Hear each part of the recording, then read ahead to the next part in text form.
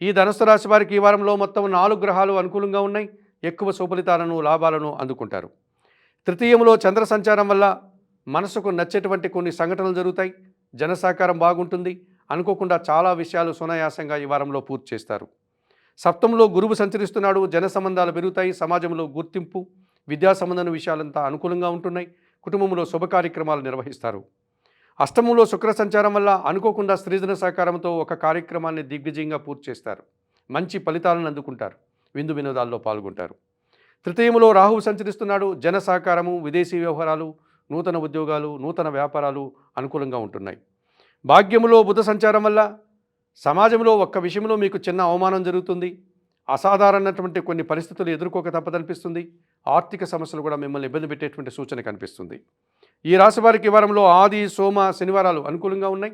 దానాలు ఇచ్చేటువంటి క్రమంలో ఆకుకూరలు కానీ, కాయగూరలు కానీ బుధవారం రోజు పేదవారికి దానం చేయండి.